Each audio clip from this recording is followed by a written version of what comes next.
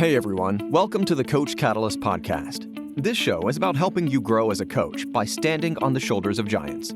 Each show, you get a different mentor in your ear. The early motivations, the successes, the failures, the tools, the tricks, and the insight into where the industry is going. All of it so you can make your own dent in the world. Remember, success leaves clues. Now, without further ado, on to the show. Welcome to the Coach Catalyst podcast. I'm your host, Trevor Whitwer. Our guest today is Dr. Gary Mendoza. Dr. Gary Mendoza's background is in personal training. Gary holds both British and American qualifications in personal training and has been a PT for over 25 years. He actually represented Great Britain at the first ever IDEA Personal Trainers Convention in Washington. While working as a personal trainer, he studied nutrition, graduating with a degree in applied human nutrition from the University of Wales. He moved into training trainers and developed a successful nutrition and weight management course, teaching PTs the skills required to deliver a successful weight management program. These skills included nutrition, activity, and behavior change. And this course formed the basis of his doctoral research. In 2006, he was awarded a PhD in nutrition, specializing in a multidimensional treatment for overweight and obese males. A big part of this research looked at the psychology of change.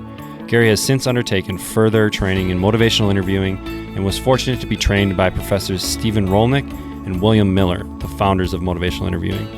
He is the director of Stages of Change and delivers the Behavior Change Workshop. This workshop teaches personal trainers sound behavior change principles. And that workshop is actually why we're having Gary here on the podcast. We hired Gary to deliver that workshop to all of our coaches at our facilities, and we had such a great time with it that I wanted to bring Gary on and do a little interview. In this interview, we dig into Gary's past, and we learn about the single event that made him change careers when he was at the peak of his previous profession. We tease out some of the tricks Gary used to build his client base after moving on multiple occasions, including how he managed to get free publicity in his local paper every single week.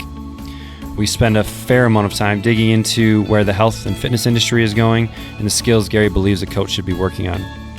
We talk motivational interviewing, cognitive behavioral therapy, and about a test Gary developed during his PhD research that can predict with over an 80% accuracy if someone is going to get results or not with your program. It's pretty cool.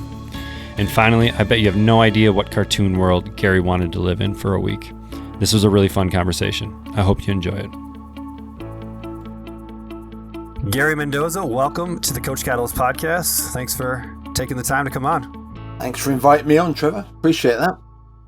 Gary, it's always a pleasure to talk to you. We've had you a few times on the master classes, and so I'm excited to dig into a little bit more of your story today, because all I've really gotten is the teachings. You're kind of known now as motivational interviewing, that behavior change instructor, but my guess is that's not where you started your journey. So take us back to the young Gary and the decisions he was thinking about and making when you were really thinking about getting into this coaching profession. And I believe you started really in fitness at the beginning. Is that right? Yeah. I was in the forces and I played rugby for the Air Force. So I was playing rugby at a fairly good level. Then left the forces, was a computer engineer, but job was in fact for an American computer firm, Townsend Computers. So I did quite a bit of training in the States. But it was a really stressful job. And so I thought, and funnily enough, my doctor said, I was getting these really bad headaches. And my doctor said to me, he said, this is stress related. He said, so you either change your career or you'll be lucky to see your 50th birthday. And it was like, oh, that's a fairly stark choice. But so I thought, well, what else can I do? How old were you at this? How old were you at this time? I'd come out the forces. So I'd have been about early 30s. So to be told you wouldn't see your 50s was like, that's fairly blunt. So I decided, Right. So I thought, what the hell else could I do? Well, I'd always been into fitness. So I kind of looked into kind of careers in that. And the one that stood out to me at the time was personal training. And what was interesting about that was, although there was personal trainers in the US, mainly with Hollywood A-listers and what have you, it wasn't as widespread as it is now. In the UK, nobody knew what a personal trainer was. So I was one of the very first personal trainers in the UK. And then I got British qualifications, but then I went and qualified with ACE as well, American Council on Exercise. Okay. And then I represented Great Britain at the first ever IDEA convention, personal training convention in Washington. So that's kind of how I deviated into it, as it were. Cool. So then, and so, I mean, really for you, it was, so for you, it was really like a life, like you need to do this or you're not going to be here anymore. Yeah, basically. Yeah. I mean, did that take you much thought? Well, it did at the time, definitely. I mean, I think now with hindsight and all that, if I could meet my general practitioner again, my doctor again, I'd really thank him for being that blunt. Because it would have been real easy for him to say, oh, you've got to take it easy, chill out, whatever. But he was really black and white about it. He said, you've got to make a choice now. So kind of, it's good that he was like that, really, I think. Right. I mean, probably in most people, they would, or most docs would kind of downplay it a little bit. And so I think that's kind of rare and really lucky for you that he said, you got to either change or you're not going to be here anymore. Yeah, I mean, I think you're right. I think most doctors would not, because I mean, that particular career path, I was really well paid. I was one of only 3 people in Europe that could do my job. So it was a highly paid job. So for a doctor to suggest you need to change your career, that is a huge step. But it was kind of the slap in the face I needed, I guess. And I think so. I mean, you're basically starting over from scratch then. Yeah, 100%. I was really fortunate that my wife said, "Go for it." There was no, oh, I don't know if we can afford it and blah blah. She said, "No, if that's what it is, then we'll do it, and we'll kind of do it together." So I was kind of lucky that I had a supportive wife. Because obviously, you got mortgage to pay and stuff like that. So. Right. Yeah, 100%. I think it's kind of rare when you see someone at maybe the height of one career to then say, hey, you know what?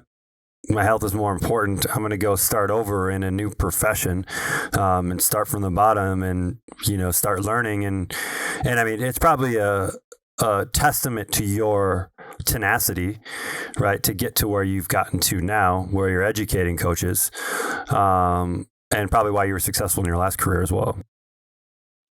I think the one thing it has taught me, and I always tell this to other coaches now, it's like, if you want to do something or you're thinking about doing something, do it. Because and I kind of live by the mantra now, you'll regret far more the things you don't do in life than the things you do. Because it would be no good me getting to the age I am now, looking back going, oh, I wish I'd have done that. Because it's too late. It's better to try it, and if it goes pear-shaped, well, you can always go back to what you were doing before, but at least give it a go. So don't be scared about making change. I think is something to definitely kind of think about as part of your career journey, no matter which way you're going. All right, Gary. So, I mean, you really got this need to change, and you decided that, hey, this is what I'm going to do. And, you went and you got the certifications. That was kind of your first step. Where did you see yourself kind of taking your career then? Because it was really new, right? You were one of the kind of first kind of personal trainers in this field. Well, to be honest, I didn't really know how it was going to kind of work out, really, because I was going to have to be self-employed, so I'd never done that before either. So I'm now running a business, which I've never had to do. And then I started to pick up a few clients, but then a job came up managing a country club, a very upmarket country club. And I thought, well, that sounds interesting, because I had all the management skills from when I was in the forces, but it kind of took on board all the skills that I'd learned with the personal training qualifications. And so I went for that, and I ended up getting that job and started a club from scratch, which still runs to this day, funnily enough. And so I kind of got into the management side of leisure as much as the coaching side, and kind of married the two. And then over 2-3 years, I slowly ended up with more and more personal training clients as people became aware of what personal training was. And so at that point, I was able to basically jump ship and just go totally into personal training. But So did you go to another gym? Did you go to another gym and work then? Or, I mean, did you take your clients and work out of their homes? What was kind of your next step after the kind of country club? Always trained clients in their home. Had my own free weights, aerobic step, the whole thing. And I never trained anyone in a gym, always trained them in their own homes. So we're traveling around, fairly, obviously mobile. But yeah, well, that was a good experience as well. I actually enjoyed that side of it. And for a lot of the people that I was training who were kind of had good incomes, that suited them. They didn't really want to have to go to a gym. They wanted to be able to block off an hour of their time, do their training, job done. They didn't want the hassle of traveling to a gym, getting changed and so on and so forth, because obviously that becomes a 1.5, 2 hour job then. And when you're time poor, that was not what they were looking for. So it kind of worked quite well. So did that start to, I mean, you obviously can only take so many clients at that point, right? There's only so many hours in the day if you're driving from location to location. Yeah. And so did you eventually get kind of capped out on the number of people that you could work with? I didn't get to a point where I was capped out, although I was busy enough. I was earning a reasonable income at it. But the thing for me was I was finding all my clients were asking me about nutrition. And I was forever blagging it. It was like, I'll read a magazine or read a book or pick something up in the paper and then, I'll tell my clients that. And it got to a point where I thought, I can't do this anymore. I need proper education in this area. And so that kind of pushed me down the doing a nutrition degree route. And so I started a degree in nutrition, having done no education in school. I didn't do a thing. I joined the forces at 16, so I didn't do any exams or anything, straight into the forces. And so that was kind of my first jump into proper education, really. And whilst I was doing my nutrition degree, I was training clients in the evening. And with your nutrition degree, was it, I mean, so it was university, and when you say proper degree, was it out of the local university? No, it wasn't. Or a different certification? I had to move to Cardiff. So it was a BSc in Applied Human Nutrition. And yeah, we had to up sticks. And we were quite used to moving because having been in the forces, you move every 2 or 3 years anyway. So for the wife and I, moving was no big deal, to be honest. But yeah, it was go to another city and start again in terms of the business, getting personal training clients and what have you. So I did that. So let me stop you there for a second. So when you went to a new city, right, you're going to now 0 clients again.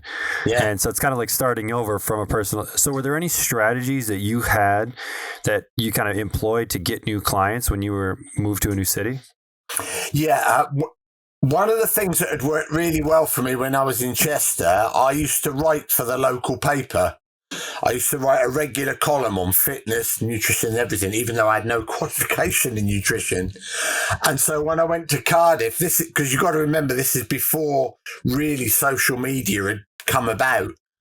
And so the main channels were still basically mainstream media in terms of newspaper, the Yellow Pages, which is like an advertising book you have in the UK for all businesses, and then basically flyers. And so I put flyers into gyms and wrote some articles for the local paper that got published, and that got enough interest that I could pick clients up that way.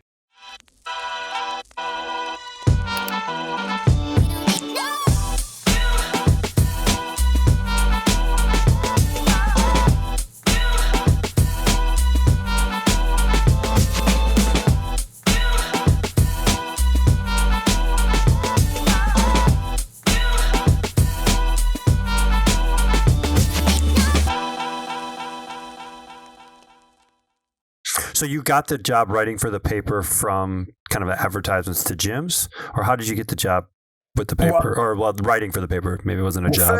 The first job in Chester, I actually contacted the local paper and said, look, I'm going to represent Great Britain at this personal training convention in America. Would you be interested? And they thought, oh yeah, it's a great story, because it was like very different. Nobody knew what personal training was.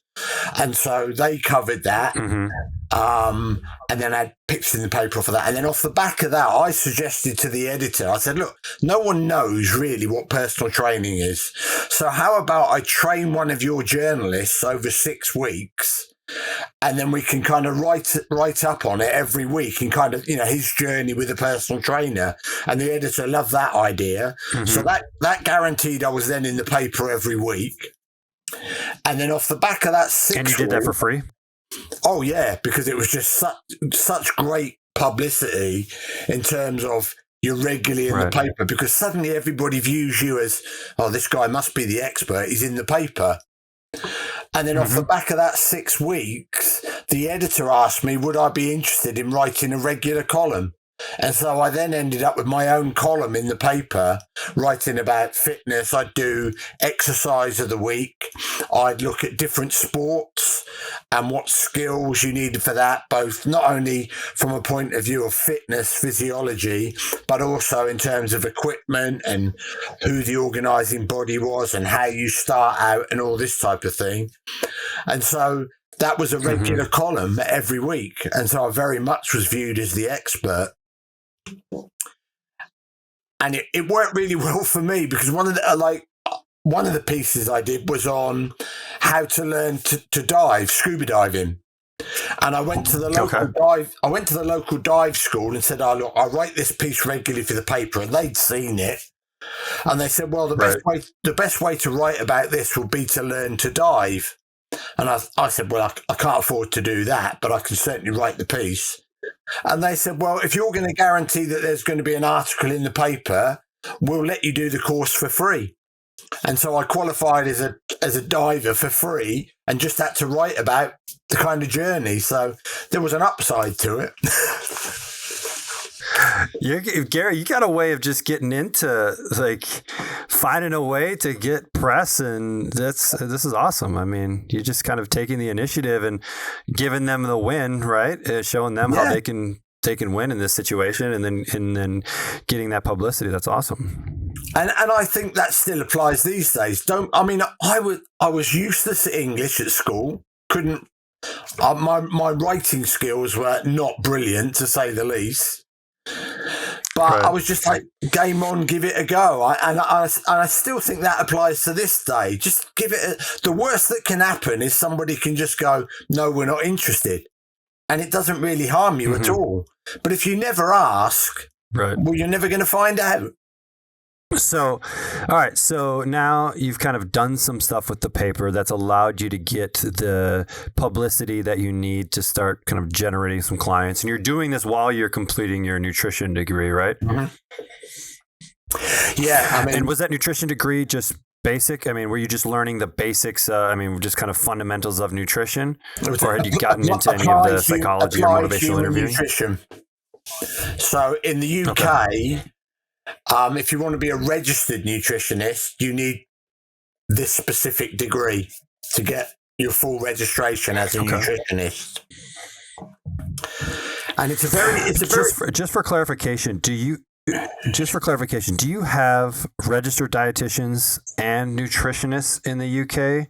Yeah. Or both. Is nutritionist and registered dietitian the same thing? Okay, both. No. Registered dietitians come under the British Dietetic Association, and that title is protected by law. You cannot call yourself a dietitian unless you are a registered dietitian. Nutritionist, however, isn't protected by law. And so although there is such a thing as a registered nutritionist and there's a register of nutritionists, pretty much anyone can call them just call themselves a nutritionist. And it's actually before Parliament at the moment that nutritionist will also become a protected title, but it hasn't happened yet. Okay. So that's that's kind very of similar difference to the United States. Yeah. All right. So, I mean, kind of what's the next step? You're doing the nutrition thing while you're coaching there. Obviously you graduated, and kind of what did you decide to do then with this kind of new knowledge? I managed another gym in Cardiff City Centre after finishing my degree, because obviously I needed some regular income. And then off the back of that, I went to I managed a country club for the Savoy Group. I mean, most people will have heard of the Savoy Hotel.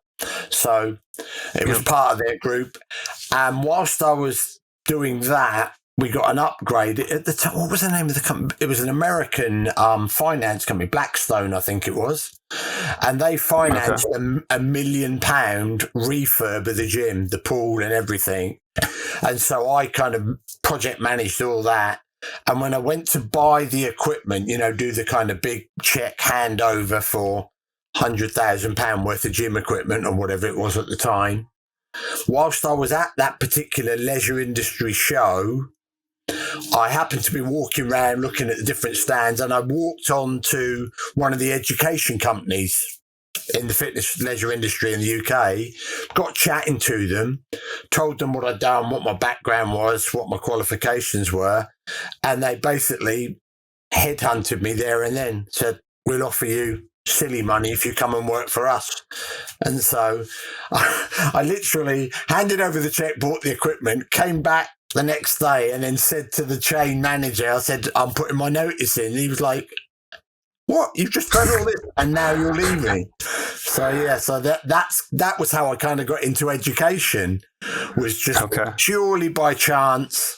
And again, it's like opportunity comes up and it's like it would have been dead easy to go, no, I'll stick with what I'm doing. I'm quite happy. But I thought, no, that sounds really interesting, because they wanted me to take over and write all their nutrition, because at this point, there was really no nutrition education within the UK leisure industry. There was all the personal training gym instructor type of thing, but in terms of actual nutrition courses, there were very few. And so I ended up working for this company and writing their nutrition and weight management course and their sports nutrition course. And so how long did you spend with this company then doing this education piece? 10 years. Okay. So, I mean, you were there for a while. Oh, yeah. And the beauty was the nutrition and weight management, I was teaching personal trainers, and a lot of personal trainers were then coming back going, oh, this really works. It's great with our clients and what have you. And it wasn't rocket science. It was just sound nutritional principles and getting people to make changes in their life. And I said to the company, I said, look, we're getting all this feedback. It would be really useful if we had kind of research data to back it up, because it would be such a great marketing tool. And the company kind of said, well, what do you mean? And I said, well, we need to do some research to see why this works. And so they sponsored me to do my PhD. And so that's how doing a PhD came about. They sponsored me to do it. And so my PhD was looking into weight management for men, basically. And with your PhD, so it's weight management for men, but what were you looking at? Were you looking at what mechanisms are effective for weight management, or what was the specifics there? Yeah, okay. So the title is a multi-dimensional model for the treatment of male obesity. And so what we were looking at was, firstly, can personal trainers, have they got enough skills to deliver a weight management program?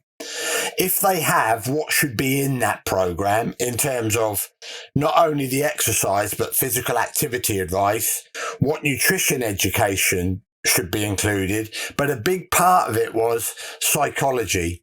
What is needed to help people make these changes? And so that's really how I started to get into the behavior change side, because what I found was people would take on personal trainers, even though psychologically they weren't actually ready to change. And that was quite a big kind of finding at the time. It's like, that really doesn't sound right. Surely you wouldn't take on a trainer if you weren't ready to change. But the data showed that. And so then we started screening people, and trainers were only allowed to take people into the program if they met a criteria. In other words, they were psychologically ready to change. And when we made that switch, we then got an 86% success rate. So making sure people were psychologically ready to start training, lose weight, get fit, I think is really important. Because otherwise there's a real danger that you take on clients that aren't psychologically ready. And my research data certainly supports that. As a gym owner, Coach Catalyst is the key to having low turnover. For several years, I struggled and spent 10 to 20 hours a week communicating with clients via phone calls, Facebook Messenger, email, and text messages.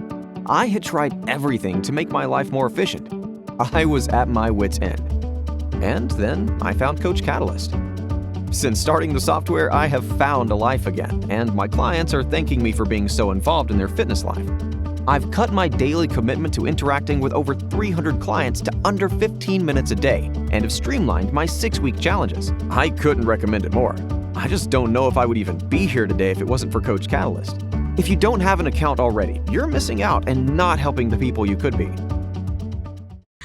So when you were coming up with let's call it a test, right, to determine whether or not someone was psychologically ready to change, did you work with like a psychologist to develop that, or did you kind of do your own research and kind of figure out a set of criteria? How did you come about getting that? I was fortunate that one of my PhD supervisors was a psychologist, so I could kind of pick her brains. And then I basically did all the work myself in terms of trying to understand the kind of science of behavior change, and discovered various psychometric tests and figured out how psychometric tests worked. And then I used some well-established psychometric tests to test individuals. So the tests were there. It was a case of finding the ones that were going to be most applicable for what I was doing. Mm-hmm. And that's kind of what a PhD is more about. It's like finding out what you need to know and then pretty much going out and teaching yourself to a degree, because PhD, you don't get kind of formal lectures or anything. It's do the work yourself, do the legwork yourself. Right. It's more research orientated. Oh, yeah, 100%. Yeah. So, and like, correct me if I'm wrong, but I mean, you've developed this test, right? And there's coaches around the world that are using it, right? Yeah, totally. I mean, US, Australia, quite a lot of coaches there now have trained in psychometric testing. New Zealand, because I repeated the research in New Zealand, and I did it with the Maori and South Pacific Islanders, so we know it works across cultures. And the Manawatu health region in New Zealand have adopted this system right across the region as their weight management program. So public health are using it in that particular region. Right. I mean, because ultimately it gives you that the tool to be able to decipher whether or not or what's the likelihood of someone being successful with your program. And then if you're really only bringing people into your program that have a high likelihood of success, you're going to kind of look like like the ultimate trainer, right? The ultimate coach. Yeah, and so what happens when you get someone that it's like, you're not ready? How do you approach that situation? Right. Well, this was the dilemma when I first started working with the Manawatu region, because it was public health. They said, right, we love the idea that you can screen people, make sure they're ready, but from an ethical point of view, we can't turn people away. We have to have a solution for everybody. And I was like, oh, right, okay, that's a challenge, because I wasn't really sure what you did when somebody wasn't ready, because that really wasn't part of my research at the time. And so I did some more work then, and that's how I discovered motivational interviewing. And motivational interviewing is designed to take people that are ambivalent about making a change and help them move to a point where they're ready to change. And so we then included motivational interviewing, trained the trainers in that as well. And so now we had a scenario where they could test them. If they were ready, you could put them straight into the program. And if they weren't ready, then you would work with them using motivational interviewing and get them to a point where they'd be kind of ready to enter the program. And so now you've got a complete package. You can take on everybody, and it just depends where your starting point is with the client. And that will depend on where the client is at psychologically. And now most of your workshops and your teaching are really moving towards this motivational interviewing technique. And you were trained, weren't you? Were you trained by one of the founders? Both of them. Okay. Stephen Rolnick, who's a professor at the University of Cardiff, and Bill Miller, who's a professor of psychology in the University of New Mexico in the States. And I was fortunate that he'd come over to the UK and the pair of them were running the workshop. And then when I then did the intermediate MI, and then ultimately I did the advanced motivational interviewing. And I was fortunate then that Stephen Rolnick taught that with Terry Moyers. And she's one of the leading researchers in motivational interviewing, again, from University of New Mexico. And she came over and taught that course. So I was very fortunate that I had pretty much had the people that were best in the business at it taught the course I did. Right. So, and to this day, I keep in touch with Terry and that. She was one of my sponsors. So, yeah, so I was very lucky. And so you were really in at the ground floor, like when they were first kind of developing this and bringing it to the public? I don't know the ground floor. I think up until then, a lot of people, they'd used it a lot in social work and things like that. But I don't think there'd been much use within the leisure industry and possibly in weight management. And so certainly in the UK, in terms of the leisure industry, I'm pretty much one of only a handful of people that are teaching behaviour change and motivational interviewing. But I've kind of taken that on a step now because I've done qualifications in counselling and a diploma in cognitive behavioural therapy, because I think they're all skills that trainers, a good trainer stroke coach needs if you're going to be successful working with clients. So what would be the skills that you would learn in like cognitive behavioral therapy and counseling? What kind of complementary skills to motivational interviewing did you get there? I must admit, when I first learned CBT, cognitive behavioral therapy, I used to think it was one technique, but actually CBT is an umbrella term for a whole bunch of techniques. And so what I've done with that is I've kind of cherry picked the techniques that I think were most applicable and would work best with motivational interviewing. And there's a real big database, actually, of treatment modalities that combine MI and CBT. And so there's things, I've now got an advanced behaviour change course. And within that, we look at things like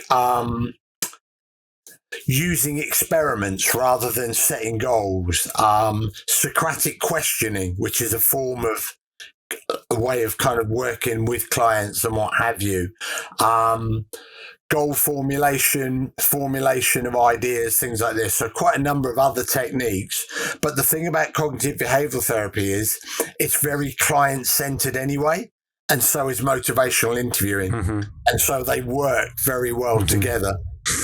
And so for you personally, is your kind of goal moving forward to then teach this stuff, or do you still carry like a client load on top of that, or how do you kind of operate with your career right now? I've kind of definitely switched more into teaching stroke education, but also mentoring now. Yep. I've started mentoring coaches because obviously I've got the nutrition skills, the behavior change skills, but I've also got kind of 30 years experience as a personal trainer.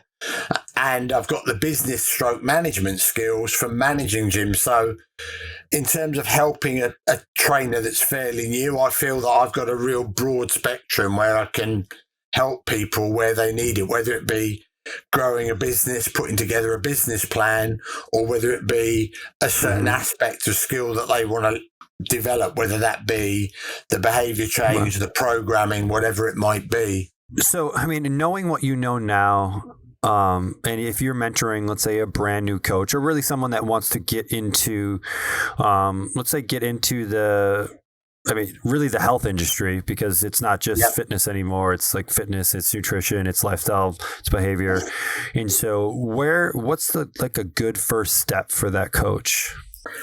I think do a basic personal training course first off. So something like ACE, I think is well-grounded, kind of covers all the areas, because I think until you've done that, you won't really know what niche you want to work with, because I do think that you are better off specialising to some degree, whether that be, do you want to concentrate on elite sport?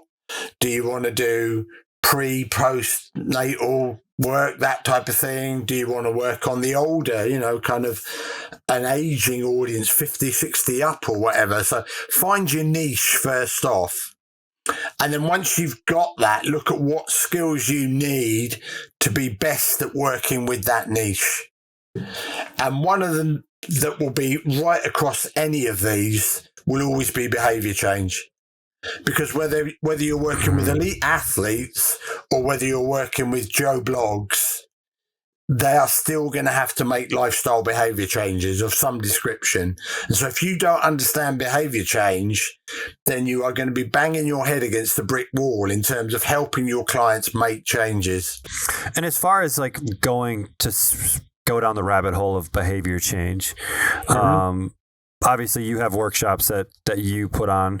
Are there other resources that you would kind of recommend to that brand new person to the world of behavior change? I think initially, literally get some books and read some books for yourself first off.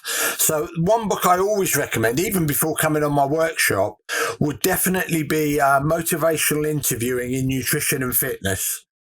It's not an expensive book. I think it's Dawn Clifford and I'm just looking who the author is. And Curtis. Clifford and Curtis are the two authors. It's not an expensive book. And so that will give you a little bit of a feel. So that's always a good one to start with. And it's a case of just kind of do some reading first. And then I think you'll get a feel for, that sounds like something I'm interested in.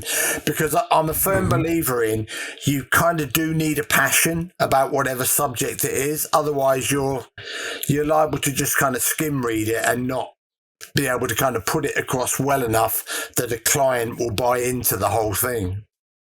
And then if you wanted to go deeper, then looking at, cognitive behavior therapy as kind of a level 2. Yep, you can do diplomas in that. I mean, the diploma I did was online, so there are plenty of kind of quite good diplomas that will give you you're not trying to become a psychiatrist or psychologist. You are just trying to understand the fundamentals, because if you look at the research evidence, and funnily enough, I'm doing a presentation at a leisure industry show in a couple of weeks' time. And part of the intro to that is there's a kind of a database of about 93 different behavior / psychology theories that all seem to work to some degree with behavior change. And so it's a really broad field.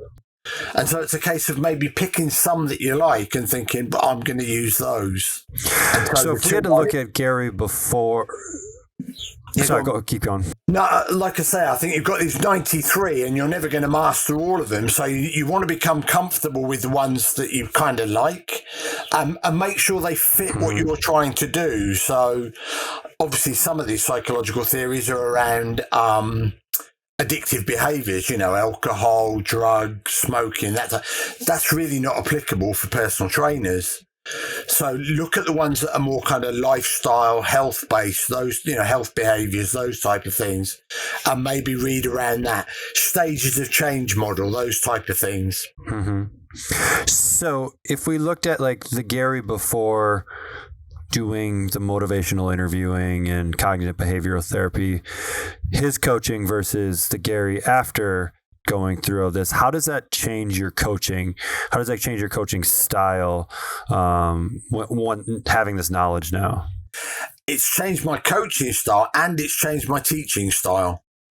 Because I think before I learned motivational interviewing and CBT and so on, I was very much about, I've got all this information, I'm just going to kind of knowledge dump on people. I'm just going to give them the information, and once they hear it, they'll be so impressed that they'll act on it. And I think that's kind of the way we train trainers traditionally. It's like, going to give you all these skills, and then your job is to go out there and pass these skills on to your clients, which is all very well, and education is undoubtedly part of the coaching process. But what motivational interviewing and cognitive behavioral therapy will teach you is ultimately it comes down to the client, and the client finding their own reasons for wanting to change, their own motivations, their own kind of whys and their own kind of internal drivers, as it were. And really your job as a coach is not so much to lead them as to guide them. It's to kind of come alongside and go, right, we're going to go on this journey together, and I'll be there to help you from time to time when you kind of get a bit lost, a bit off track. But ultimately, we're doing it together. It's a team effort. And that's very different to the way when I first started working as a personal trainer, where I'd write out a program, tell people to do it, and then as they got fitter, I'd kind of change the progression, the resistance, whatever it might be. I'd tell them what foods they should be eating and just assume that they would go away and follow my advice. And now I realise that's great and you can give that advice, but actually how you give advice is really, really important if your clients are going to be able to, if your clients are going to be willing to take it on board. As a coach that runs challenges, I needed my life back. I had stuff all over the place. A Facebook group for community interaction, Google Sheets for check-ins and measurements, and was drowning in email communication. As my challenges grew past just a handful of people, I started to notice clients were falling through the cracks. I began researching virtual assistants because I just couldn't manage it all. And truthfully, the client experience was going down the drain. Luckily, a friend recommended Coach Catalyst and just told me to trust her. I'm sure glad I did. Now I can run my challenges with 2 or 200 clients with just a few clicks. The lessons get delivered on the right days, the accountability happens automatically, and most importantly, the communication is all in one spot. I even created 2 new challenges from the Coach Catalyst library. Best part, didn't have to change a thing. I used to spend 15 minutes just trying to log into all the apps I needed. Now I log in and my dashboard tells me who needs a shout out and who needs a kick in the butt in about 15 seconds. I feel like a huge weight is lifted off of my shoulders. I can finally spend my time coaching again instead of worrying about all the admin work. Do your brain a favor and get Coach Catalyst. So it's really not that the information's changing, it's the delivery of information and how that information is delivered to the client. Yeah, I would say it's a change in the way we communicate. Whereas before we just kind of, as I say, knowledge dump, now it's more of a collaborative style. There's a lot more listening, letting the client do the talking and kind of understanding where the client's coming from, as opposed to, well, it's my way or the highway. And this is changing even in elite sport. If you're really into elite sport and elite sports coaching, then there's a very good book, just look it up here, Coaching Athletes to Be Their Best. And that is looking at how motivational interviewing is now being used in elite sports coaching.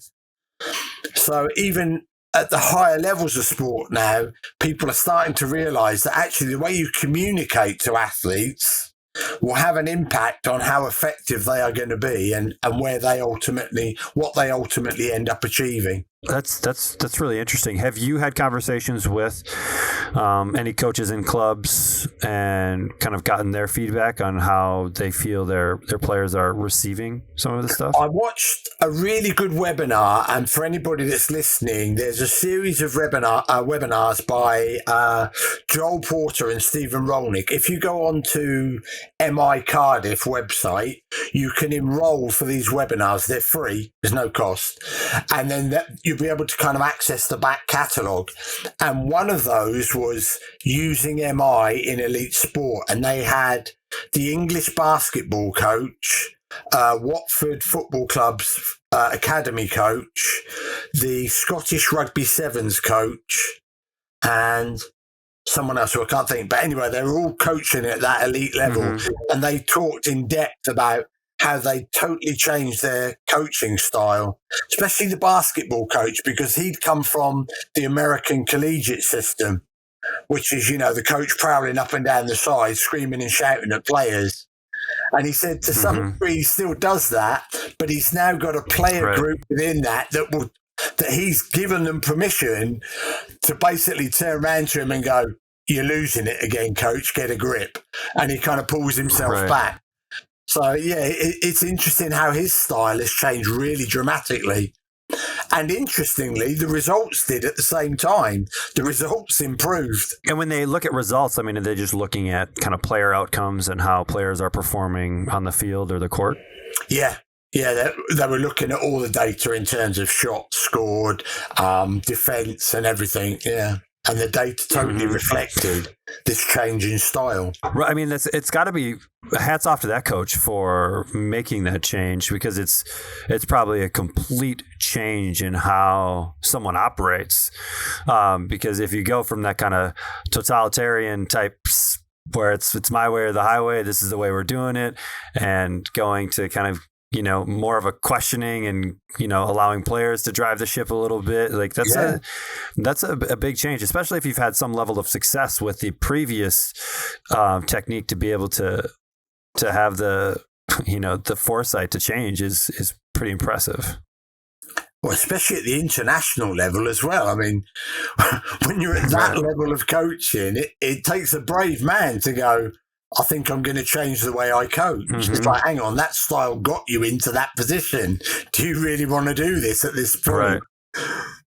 But maybe that comes back to what I was saying earlier about, like, if you think there's something you should do, then do it and find out. It'll either go pear-shaped, in which case go back to your old way, or it'll be an astounding success and you'll become the leader in terms of, well, everybody's going to follow you now because, well, look what he just did. Right. Yeah. So, it transcends this type of coaching, transcends every type of coaching, whether it's fitness or nutrition or lifestyle or sport. Really probably in even interactions with like other people, right? Probably relationships and all of that. I mean, it has applications across all sorts of interpersonal type relationships. Well, I think that was when I teach motivational interviewing, I always say to people, don't think of this as something that you're just going to switch on and off when you're coaching.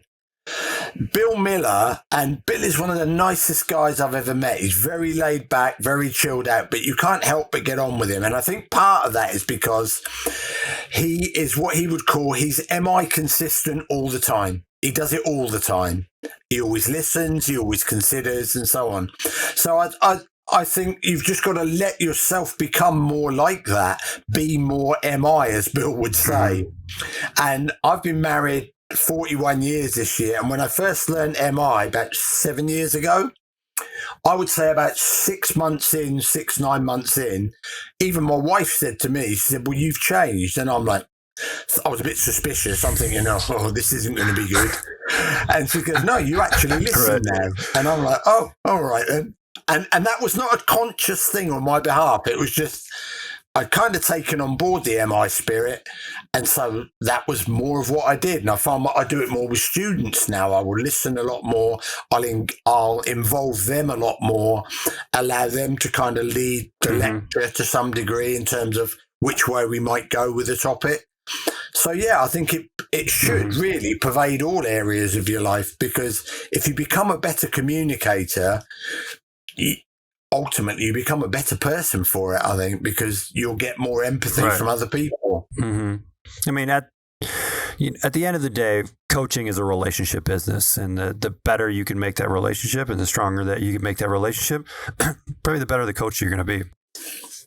Well, one of the biggest predictors of a successful outcome in counselling, and this comes from Terry Moyers, who I spoke about earlier. She's done a lot of research in this, and she found the biggest single factor wasn't the experience of the counsellor, it wasn't the level of education, it was the degree of empathy they were able to demonstrate. And so the more empathic a coach is, the better results they're likely to get. That's fascinating. I mean, we all know and you see this in practice, right? You see the trainer that doesn't know anything about training, but they know a lot about people and they get along with people and they'll have a full book of business. And then you have the trainer that knows everything about training and they know every set rep, every progression, but they are terrible communicators and they don't really know how to get along with people, and they don't have any clients despite them having this vast knowledge. Yeah.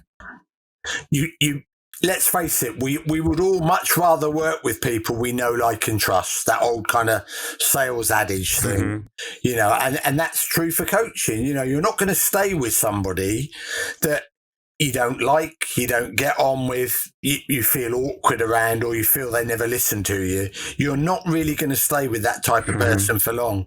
It's your money you're spending, so you're more likely to spend it on somebody that you enjoy being with and enjoy the results they get. So if you had to look at the penetration of motivational interviewing, or this kind of technique, and we kind of lump this all into one big piece of the kind of health, let's call it health, fitness industry, personal training, health coaching, nutrition coaching. I mean, out of 10 coaches, how many do you suspect have this type of knowledge and maybe this type of training? I can tell you almost exactly. It's roughly 10%. And the reason I can tell you that is they recently, I say recently, it's 3 years ago now, just before the pandemic, they had a big consultation, Skills Active, which is one of the overseeing bodies in the UK, in conjunction with Future Fit, who are one of the biggest training organisations. They did a survey of all the major gym chains and hundreds of personal trainers, and they asked them, what skills do you think you need, and what skills do you think you lack in, and what skills do you think should be part of the basic training for a personal trainer? And behaviour change came out. Most of them said they didn't have skills in behaviour change. I think the figure was 92% said it should definitely be part of the core syllabus, and it's something you need to learn from the start. So, and in terms of how many of them thought they had sufficient skills in behaviour change, as I say, roughly 10%. So not a very big proportion. So there's a lot of room if someone was really interested in this and wanted to get the best results for their client to kind of set themselves apart as well, because it's not mainstream yet in the industry. And so someone can jump on this earlier and kind of get ahead of their peers to an extent. Oh, 100%. I mean, if you've got behaviour change skills and you've done training in behaviour change, then it should be a big thing on your website, in your social media, or everything, because it's a definite USP. It's something that's going to be fairly unique, that few other trainers are going to be able to kind of go, oh, well, I've got that as well. So I would make a real big deal of it, the fact that you've got these skills in helping people make lifestyle behavior change. And probably on the flip side of that, like, having the skills will help you get better results for your clients, help you create a deeper relationship with your clients, so then they stay longer. You don't have to find as many clients because you're keeping the same clients for years on end. So not only will it make you a better coach, it's going to help you, coach people for a lot longer. It'll grow your business because your clients will love you. Because another Bill Miller saying is, sometimes all people need is a good listening to. And so if your clients feel really well listened to, they understand you've got real empathy and you really care for the results they get, they'll pass that on to other people. Oh, he or she's a great coach. They really do want the best for you, and they listen to what you want, and so on. So the way they talk about you as a coach, they're doing the marketing for you. So, Gary, you're kind of in the education realm now, where you're spending a bulk of your time kind of educating, mentoring, helping new coaches in the industry. What kind of resources are you providing for coaches? Well, right across the board, behaviour change now. So I've got an introduction to behaviour change workshop, which is all e-learning. I've then got the MI and behaviour change, which is teaching trainers the basic MI skills. And I've now got the advanced behaviour change, which looks at how to combine the MI with CBT. And then there's one other workshop on my website, which is psychometric testing. So that's how to test your clients to see what stage of readiness they're at, and they're all the tests that we used in my research. And then obviously, and would you? Entering. And right. And as far as the order goes, is that the order you would kind of, if someone wanted to go through this with you, is that the order you would do it in, or could they do the psychometric testing?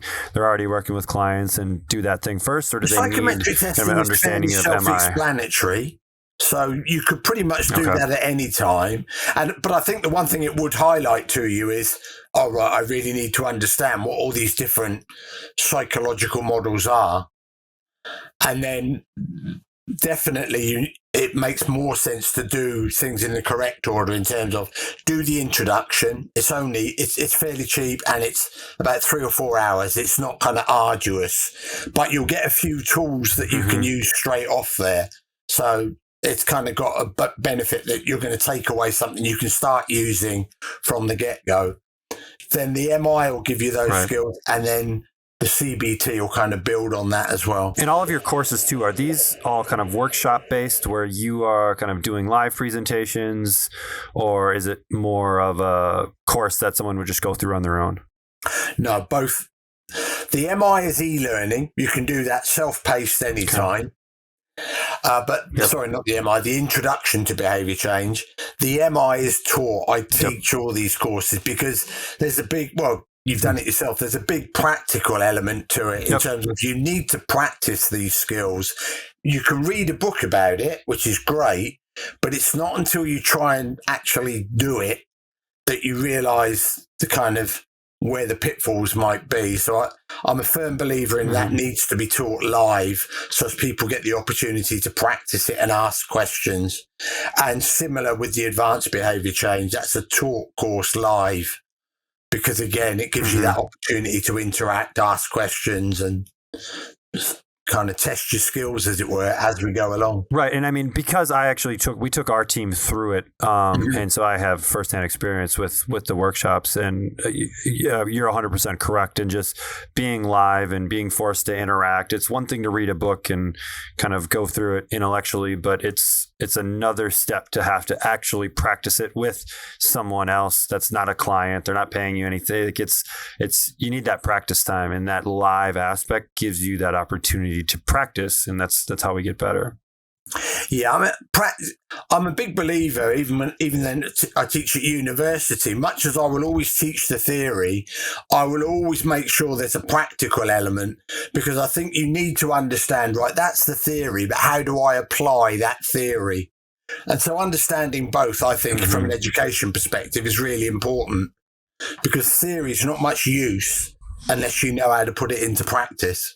All right, so let's kind of switch gears here a little bit, and we'll finish up with just some kind of fun questions I like to ask at the end. Sure. This first one's going to be a little bit challenging because I know the UK isn't really known for their kind of Mexican food. So if this doesn't make sense, just let me know. But if you had to choose one, taco, burrito, or quesadilla, which one would you choose? Burrito, every time. Burrito? The reason I know is when I used to do training with the American company, I trained in San Jose in California. And so at that time, there was always the Mexican kind of van would come round selling all of those things. So that's why I was fairly sure I knew which one I'd pick. No, I love it. All right. So the next one is still on the food topic, but if you had to pick one restaurant that you would eat at, only that restaurant for the rest of your life, what restaurant do you choose? An Indian. I love curry. So a good Indian restaurant, not necessarily a chain, curry every day. My favorite meal. Hot curry as well. That's awesome. All right, next one. What's something you've purchased recently for under $100 or thereabouts that's either had a profound impact on your life or you got disproportionate value from? Oh, that's a really interesting one. I don't know what the answer to that is. What would that be? Oh my God.